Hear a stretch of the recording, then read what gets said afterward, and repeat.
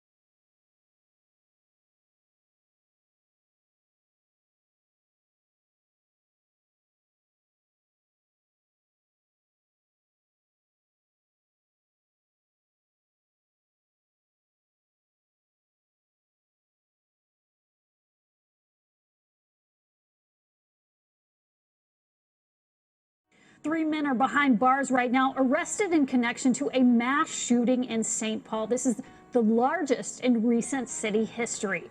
This is video that was taken moments after gunfire riddled a food hall on busy 7th Street. One young woman was killed. 14 more people were wounded in that shootout. We are learning more right now about the victim who lost her life. Friends say this is her, Marquisha Wiley, a beloved animal care worker. One close friend told me that Marquisha was magnetic, and she is being remembered for being bright, joyful, and supportive. So we are here on West 7th Street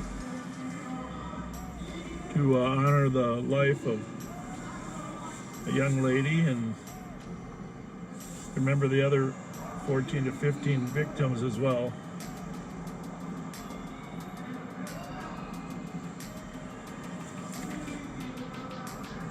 That fire truck you see right there, and those firefighters with the hoses,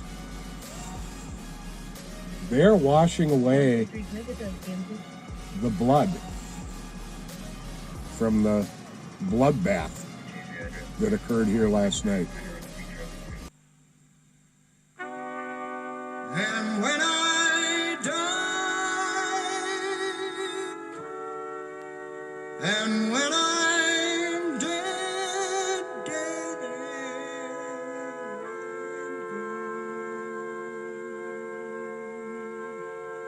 gone. Ready, set, go. All of this happened just after midnight at the 7th Street Truck Park. Anyone who has gone to a Wild game or a concert is familiar with that part of town. It's a popular area just 1 block from the X. So 3 suspects arrested. This is the other interesting part, of course. All of them had felony records. All of them would be prohibited from even carrying a firearm. So it's not as if a law saying you can't carry a firearm would have helped. These 3 suspects intentionally carried firearms, even though they were federally prohibited from carrying firearms. They couldn't go into a gun shop and buy a gun. Any way in which they obtained their guns was illegal. And they couldn't get a permit to carry one anywhere either. So, I mean, this stretch of bars and restaurants right here is ripe for 2 to 3 teams of foot patrol officers whose only duty is that. I heard talk about overtime being devoted to this area. I think it's for earlier in the evening. Earlier in the evening. Not during the later part, yeah. And even then, those officers are subject to being called away. Well, and if you watch Todd's last presentation to the city council about a month and a half ago, he said the overtime isn't working because of how exhausted our people are. And they're totally exhausted from constant overtime holdovers, constant mandatory overtime. It's the time. There's always time for talking, but right now at this moment, the time for talking is over. The time for committees are over. It's time to take some action that is meaningful. And what I don't understand is how come our mayor is not willing to just open his mind to the possibility that someone else might have better information. I mean, isn't that the way when you're a leader? Don't you just try to say, okay, what if I was to follow the advice of the professionals? So are we upset? Yeah.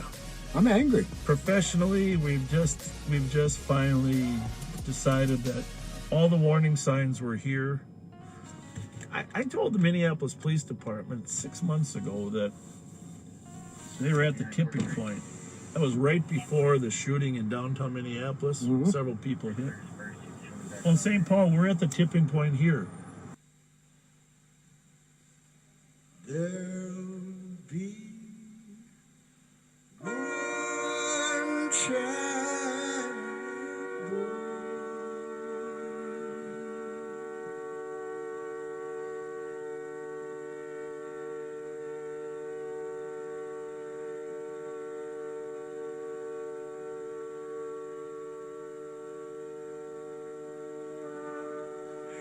In this world to carry on.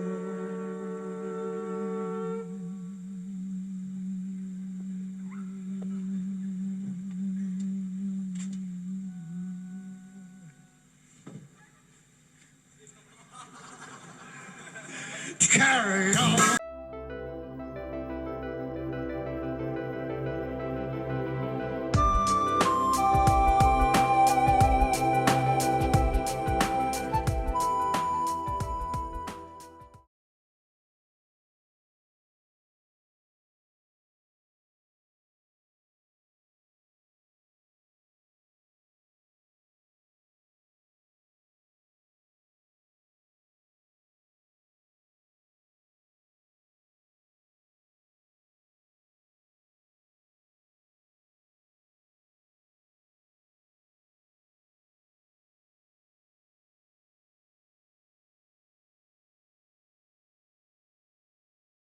You ever been to Minneapolis?